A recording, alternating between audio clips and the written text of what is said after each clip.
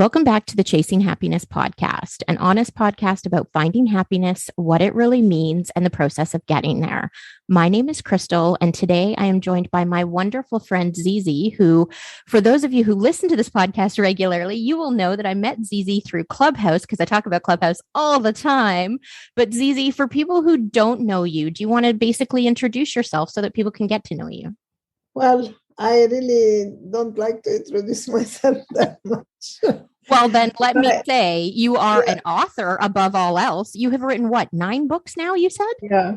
9 books. Zizi, that's a big deal. Well, I mean, some of them, I don't write like big 400 pages. Most of my books are 150, less and less, because I know like publishers don't like big books and people don't have an attention span. I like my books to be read in an hour or so in the evening.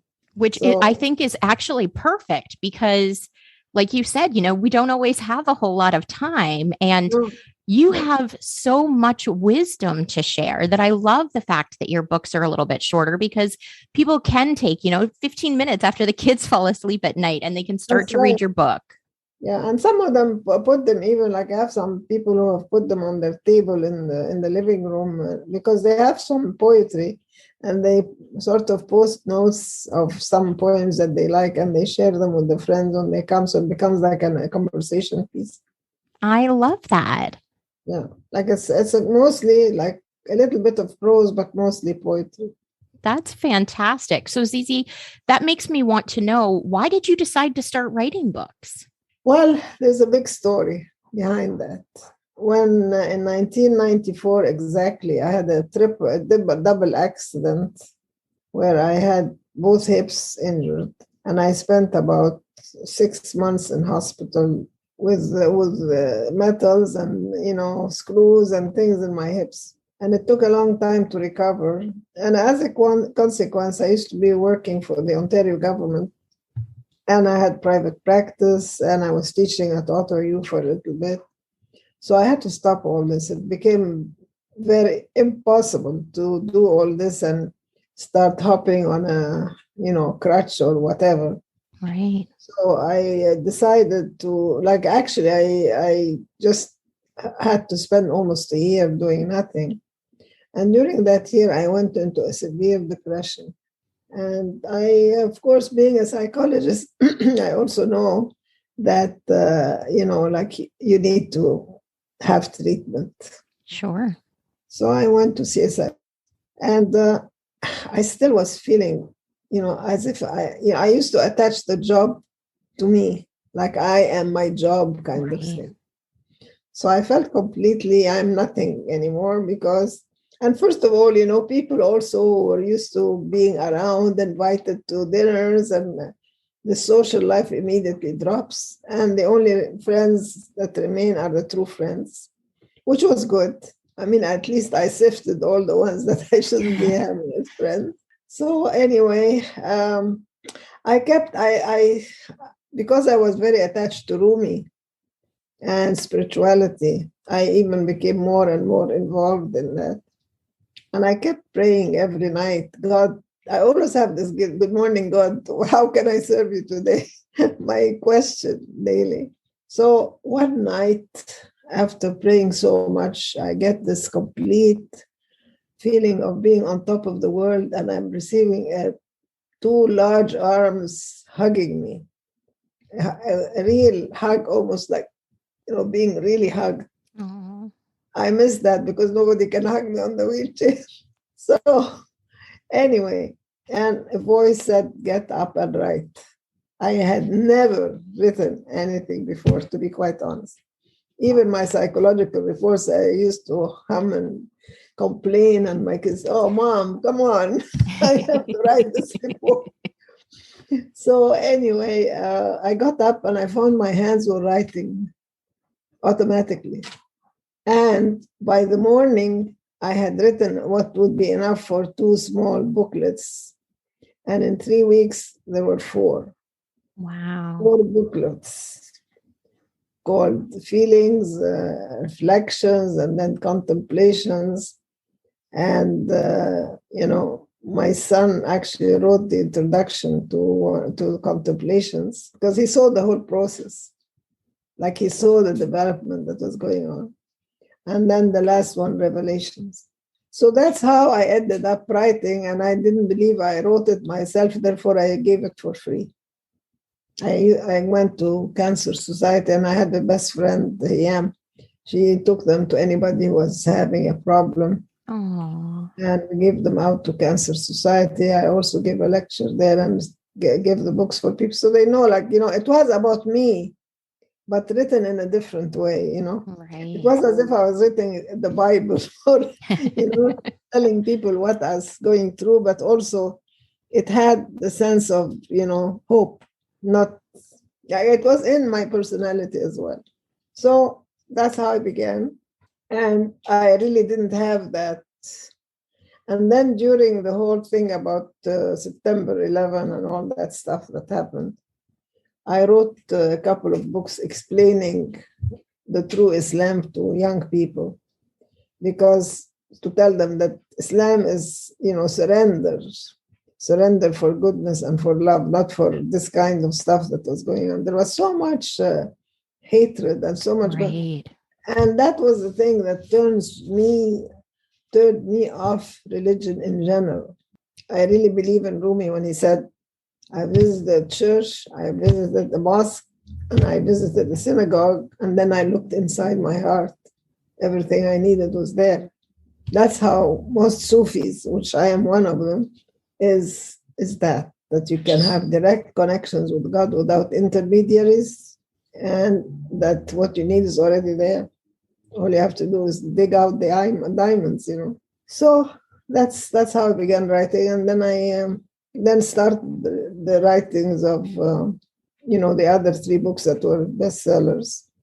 About oneness. It's mostly about my spiritual feeling. The other one was my story, but written in the book Surrender. I give examples of my friends who surrendered. Trying to explain that surrender is a moment. Right. Not a full time. Like people say, they think it's all the time. No. It's like being an alcoholic, You fall off the wagon every 2 days or 1 day, and you're no longer, if anything happens, you start complaining and you're no longer surrendering, and then it takes inner work, and then you go back. Right. You have so much wisdom, Zizi. And even in the short conversations that we sometimes have on Clubhouse, you have so much to share with the world. And given all that you've seen, given all that you've been through in your life, how hard was it for you to come to a place where you just wanted to share it all with the world? Because I think a lot of people who listen to podcasts like this one, they have a message that they do want to share, but they're scared about sharing it. They're fearful about how the world will receive it. So how did you get to the place where you were open enough to just share the way that you do? Well, age has something to do with it. Like when you're 85, why not? What have you done?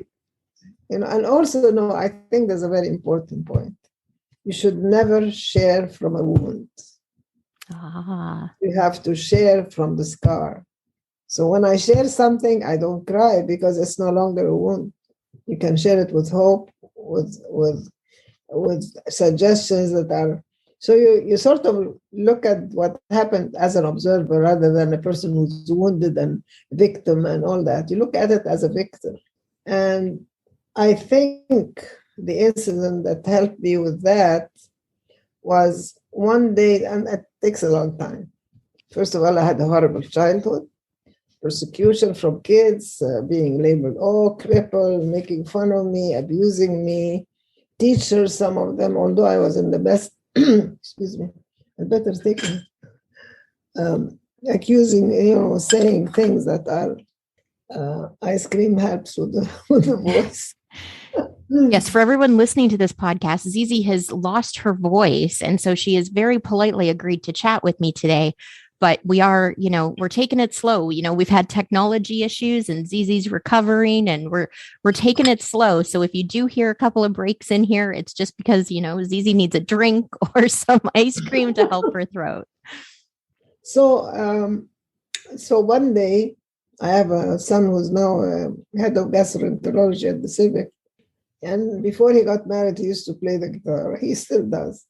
So one day he was playing the guitar, and all of a sudden I just went into a hypnotic state, sitting on my lazy boy.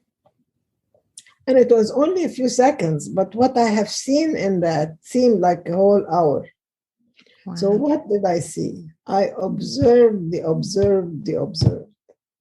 I was there as a mother, and I saw little Zizi laying on the bed at 1 year old, totally paralyzed, crying, screaming for mother and father. Why did you leave me? And I can no longer dance ballet. I was precocious at age 1. I was talking, singing, dancing ballet and all that. And I will no longer dance. That was her main concern, which, by the way, is much, much easier than what I went through in 94. Because as a child, the only thing she missed was playing ballet and going through the hardship of being persecuted. Right. But 94, I lost everything that stood like being a psychologist, doing my work, teaching, being important, and all that. So then, when I went there, I saw the scene with her crying and suffering. My heart really, I was just torn. Then I saw my mother and father coming in anguish, screaming and crying and hugging her. Oh, wow. Which resolved another issue, because I had blamed them for going on a belated honeymoon and leaving me with my grandparents.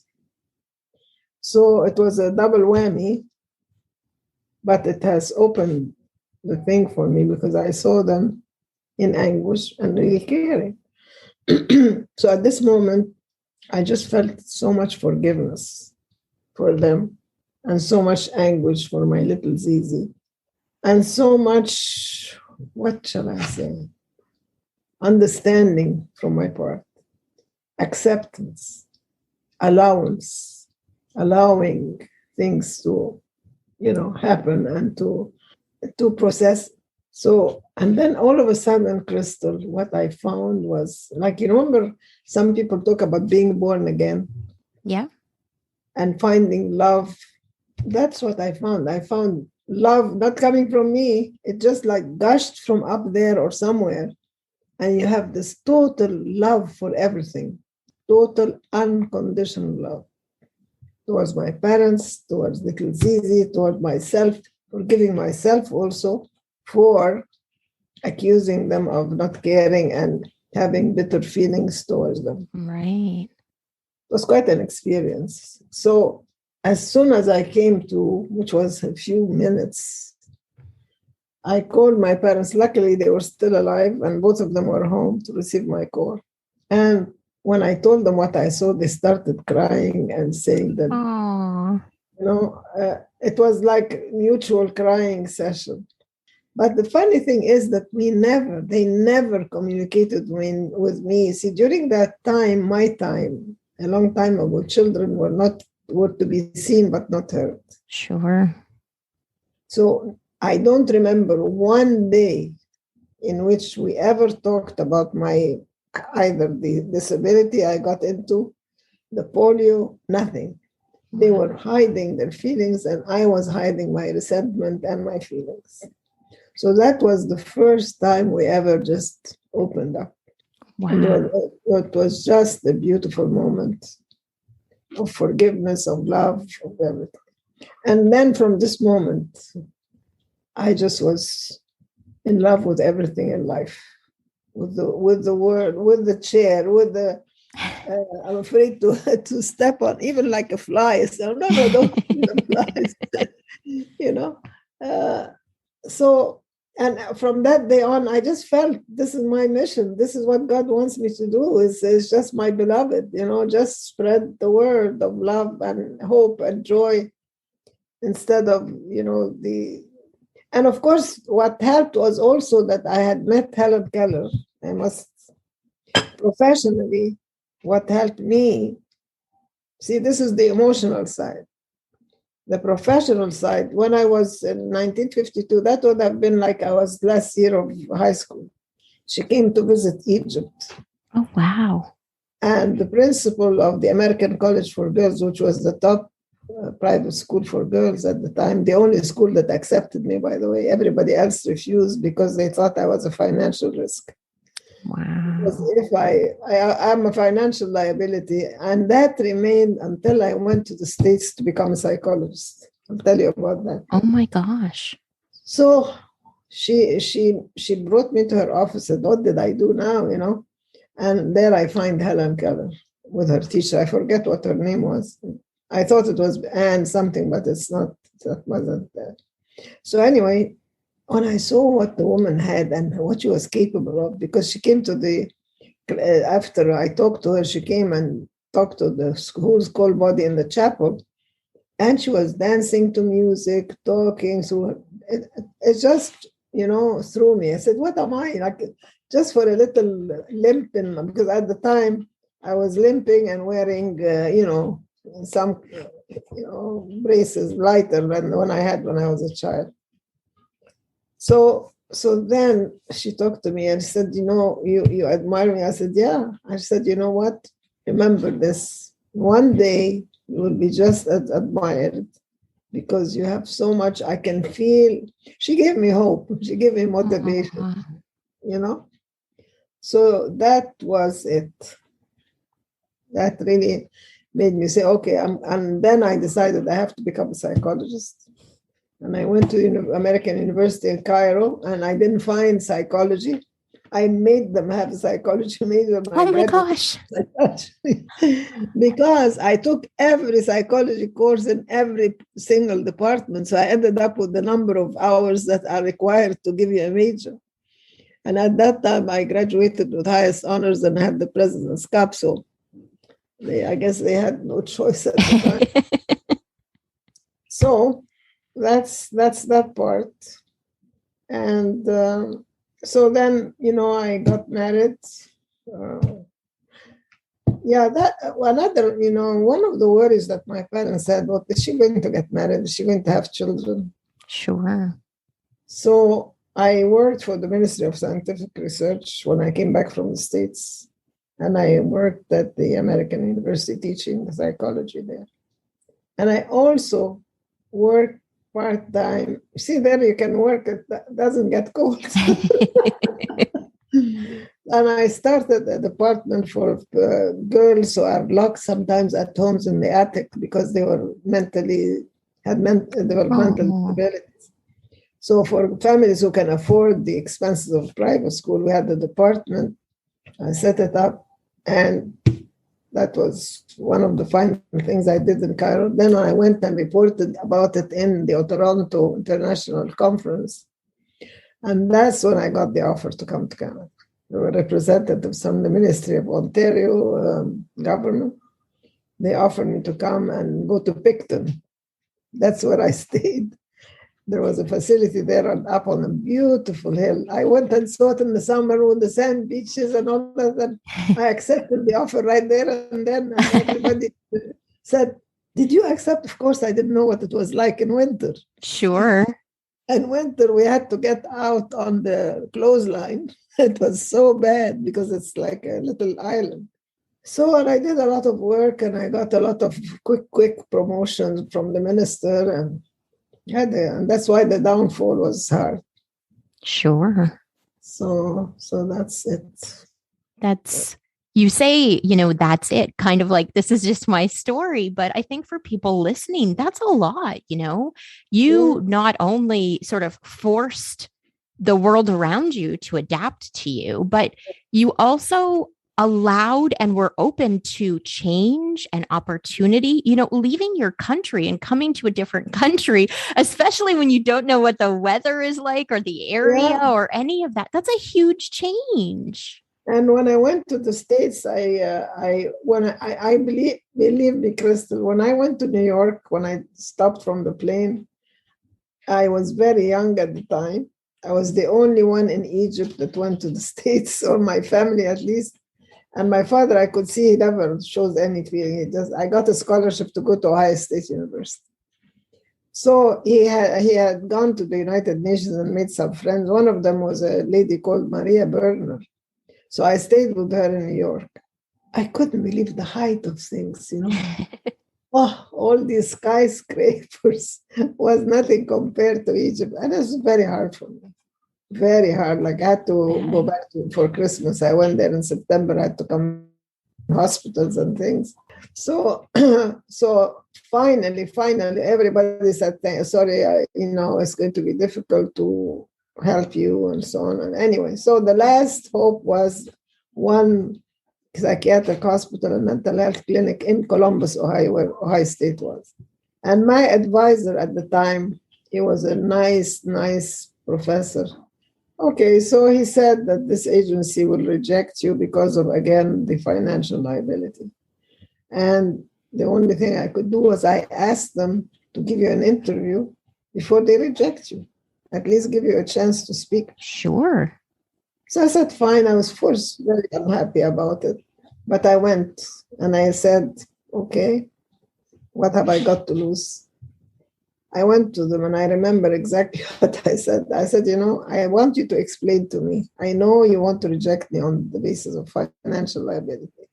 Just tell me, how can you, a psychiatrist, who's the head of the thing, you are social workers, psychologists.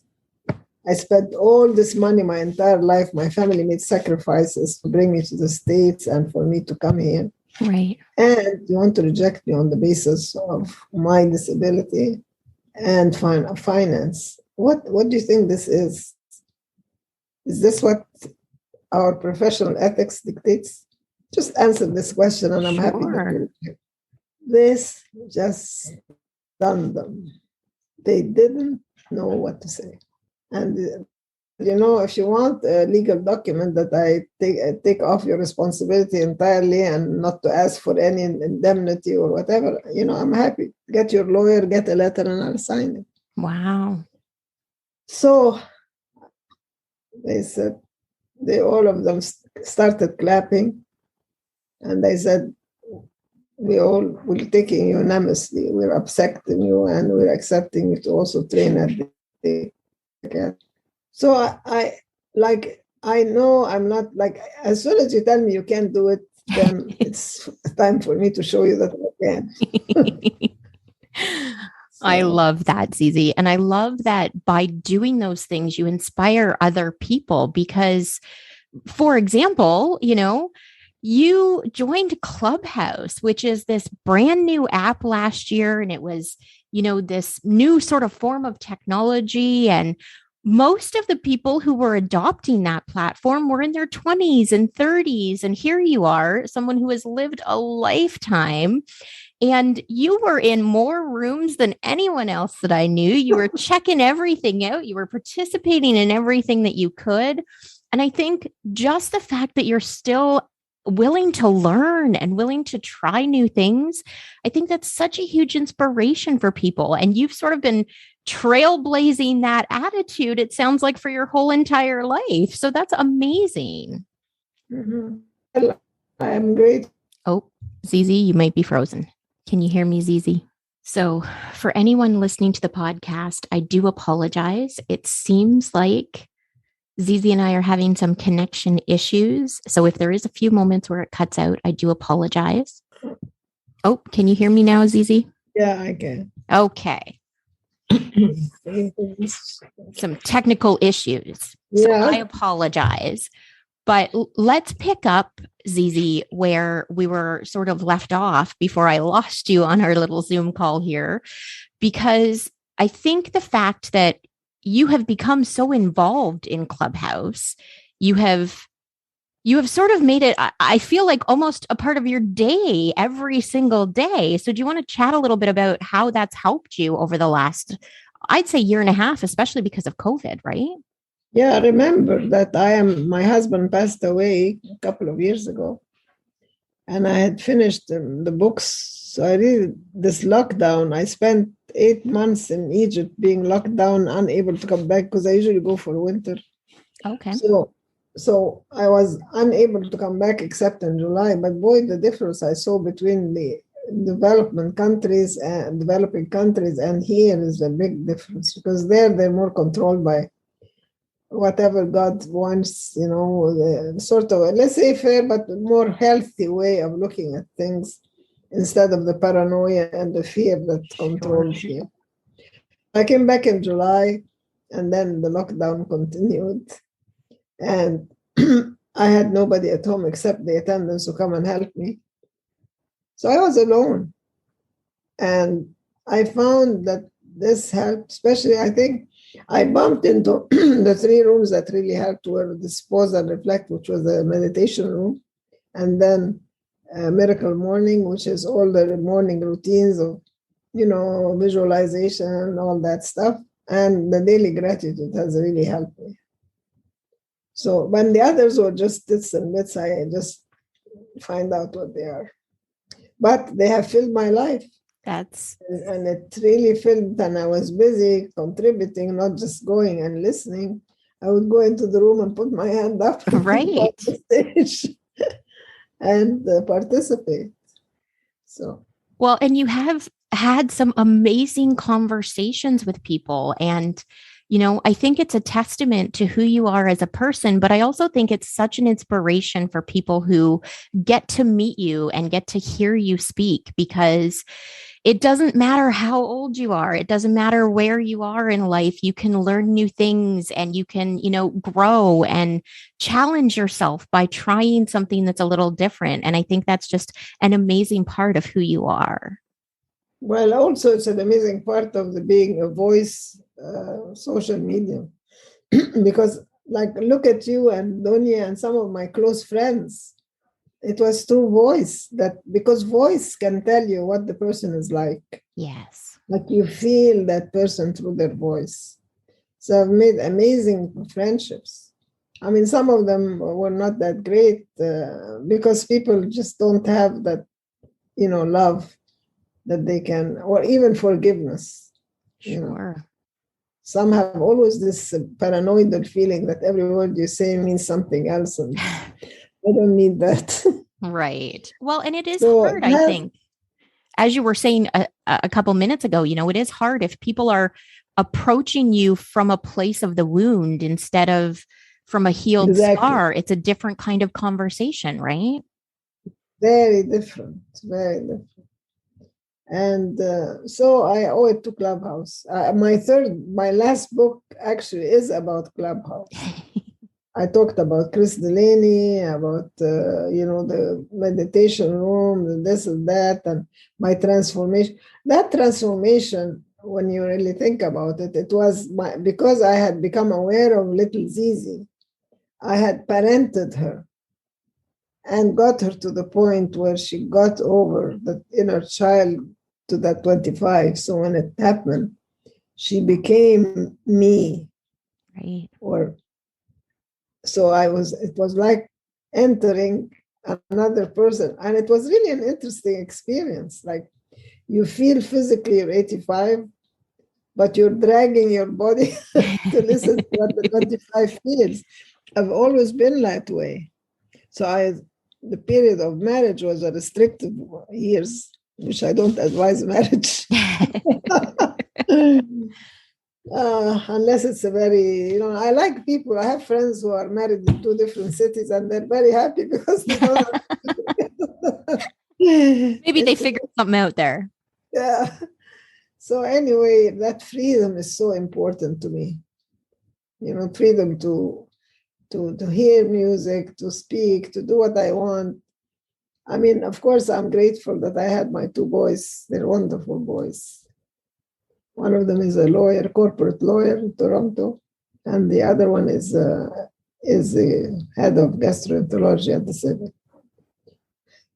So one of the things I feel grateful for, that's why sometimes, the light is in the womb, and the wound, as Rumi says, is that wound, what I had gone through has really helped my children.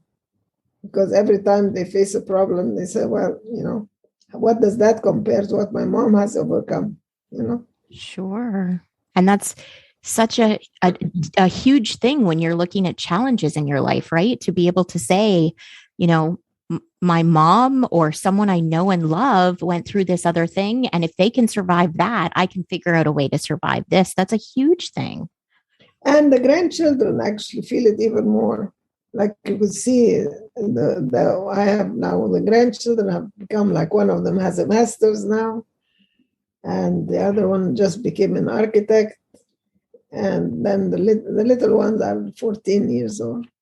But they all feel that, oh my God, like if they see what I was doing on Facebook, there's no stopping.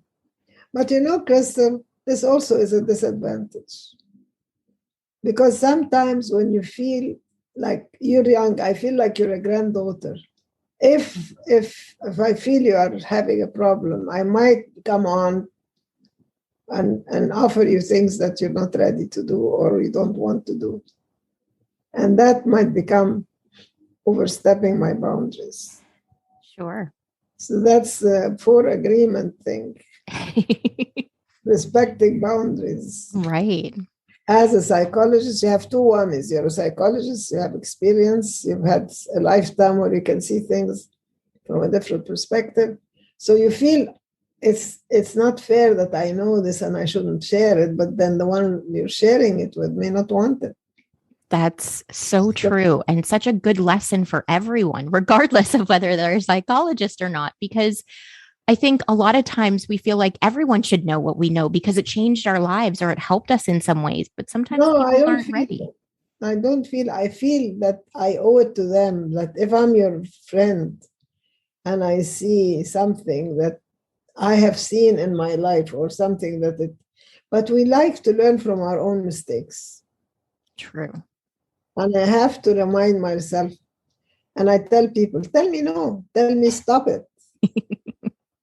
I don't mind it because I tell people that too, when somebody starts telling me something I don't feel I should do or I'm not ready for it, I say, thank you very much, I appreciate it, but I'm really not in a state to receive it at this moment. And I tell people, but some people are hesitant to say they don't want to hurt your feelings.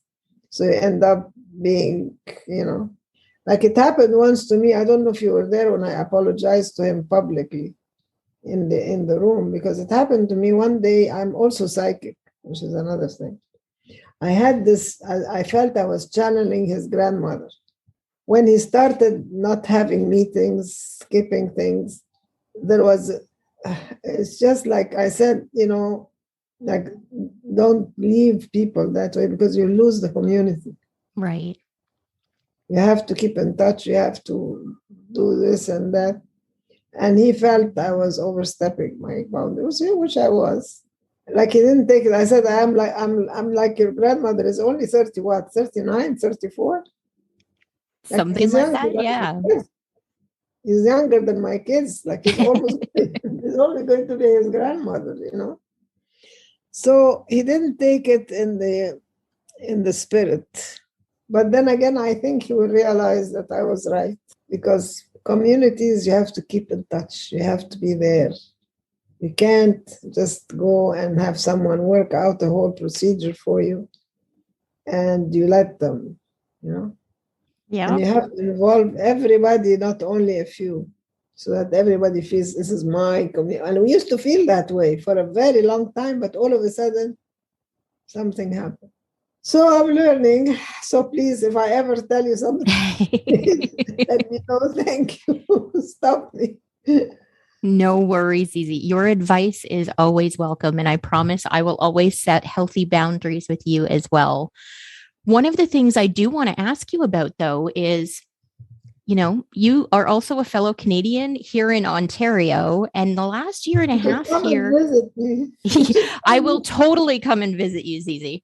The last year and a half here has been a lot of challenge. So how have you how have you faced that? How have you dealt with the last year and a half? Because I think for people listening, especially those people that don't live here in Ontario, they don't understand how difficult it has been for a lot of people because of all of the lockdowns that we've had and things being closed and services not being able to happen. So how have you been coping?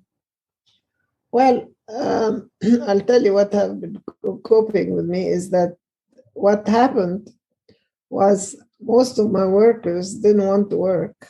I have about 4 or 5 on different shifts.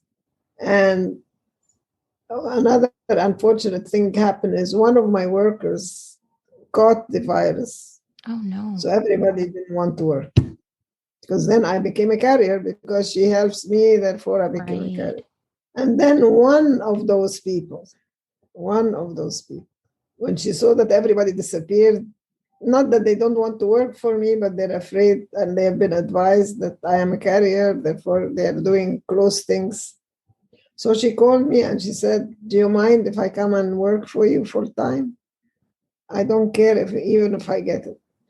Aww. So that is something that is not, I almost feel like God is sending solutions. So she came and worked for me all that time, but the closure, the lockdown really got on my nerves because I live in a condo and mostly people are like, I've been in the condo since 1980. So everybody aged. But Sure. You see, that's another thing, Chris. I don't feel comfortable with older people. I'm only able to deal with the younger who are equivalent to my real age. You have the heart and a mind of a 25-year-old. That's why. Yeah, exactly. That's why, like, I can't, like, when I look at people who are my age, this person is really old. Not that I don't like them, but for me, I don't get a lot. I don't know what to say. Right.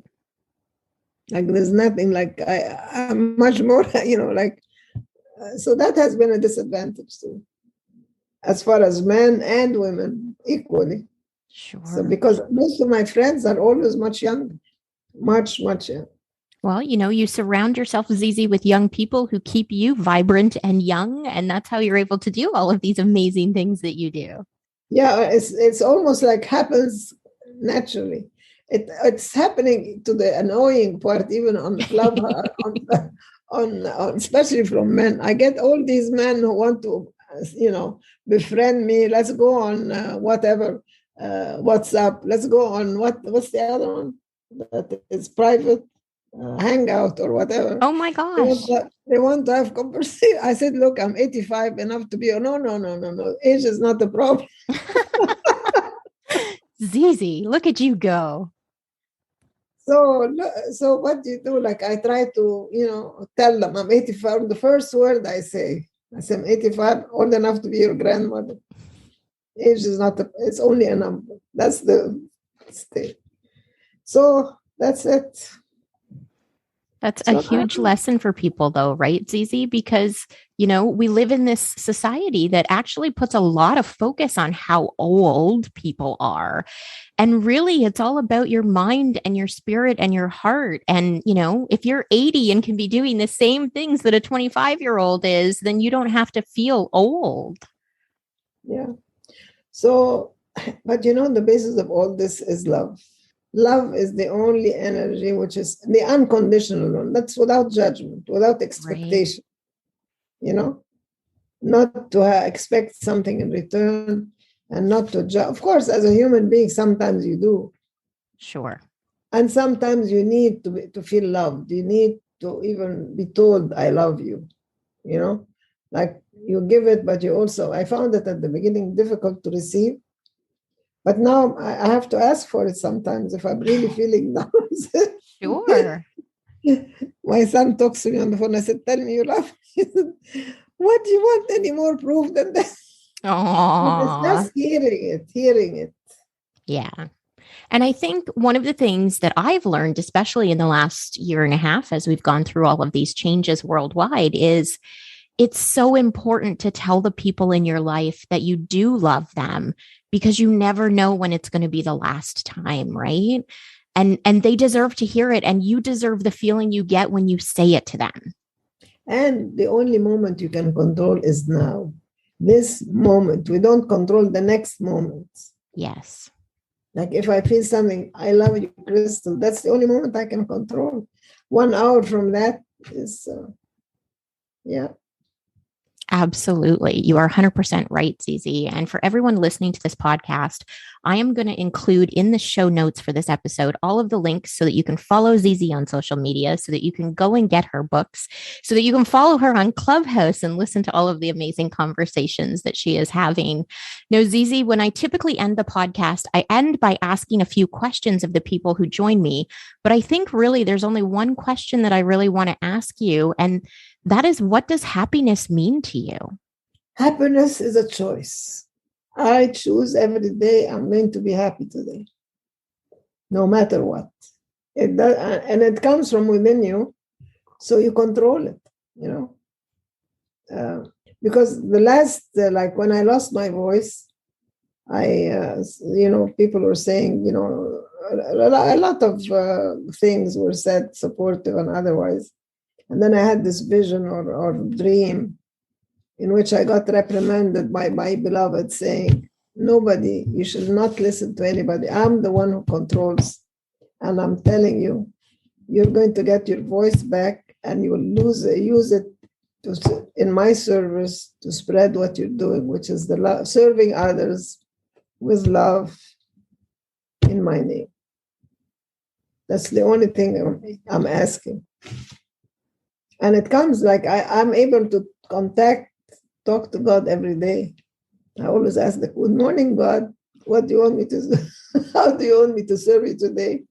And I get the answer from inside. You hear someone, not someone, it comes in your own voice, but you hear it clearly. And sometimes then I question. And then the things that happen, like I know yesterday I was so stressed and so upset about the cancellation of something. I wanted to do something good and advertise for one of my rooms, and then the person wasn't ready and I had to cancel things. But then, like you find a solution right away and things happen.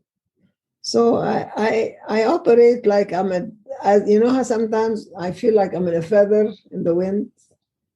I don't care what happens, or I don't worry about it because I have this absolute trust, unquestionable, that things will always be in my favor, even if they may look bad. Right. Because I believe with every misfortune, with every hardship, within it is release, is ease. I cannot think of any, look at, this broken thing and not being able to do all that. I'm doing now something I really enjoy, instead of the drudgery of working for government and having to do this, control budgets and go and supervise programs. I was going all over Ontario, driving every day, So now I can do everything from my own home. And you're following your heart and doing exactly what you love to do. And I think that's amazing because it's showing people it doesn't matter where you are in life, how old you are, you can always find your way to the thing that you're meant to do, which is basically what you've done, Zizi. Yeah, I mean, I'm not made for technology or for actually making money. My business is love. And you can't really get paid for that. So whatever I give, I'm giving it out of my heart. And they keep saying, "Oh, you're, you should be charging so much. You should do this. You're devaluing yourself." I said, "I'm sorry. If I'm devaluing, if you see this as devaluation, you're not the person I'm talking to. Whoever appreciates it knows that I'm not being devalued." Right. Yeah. Yeah, I think you have huge value in this world, Zizi. And I think what you share with the world so openly and so freely about love and acceptance, I think is magic. So for everyone listening to the podcast, as I said, I'll put in the show notes how you can follow Zizi and how you can download her books and all of the amazing stuff that Zizi is doing. And I thank you for joining me, Zizi, because this has been an amazing conversation. And if you ever do write another book or you ever do have anything else that you want to come back and share with everybody on this podcast, I would love to have you anytime. My wish board has the fourth bestseller. So I have it on my wish board.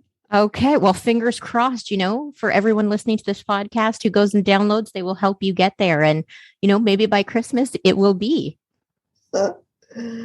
Thank you so much, Crystal. You're a love and you're a wonderful broadcaster. You are easy to let anybody be authentic. And I love you. And thank you for inviting me. I love you right back, Zizi. Thank you so much. A huge thank you to Zizi for joining me this week. And thank you for listening. I appreciate that you come back week after week.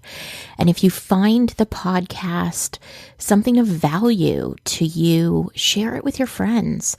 Go rate us on iTunes or Spotify or wherever you listen, because those ratings help other people find us, other people who may find value in these conversations as well. I hope you all have a fantastic week, and I look forward to chatting with you next week. Bye for now.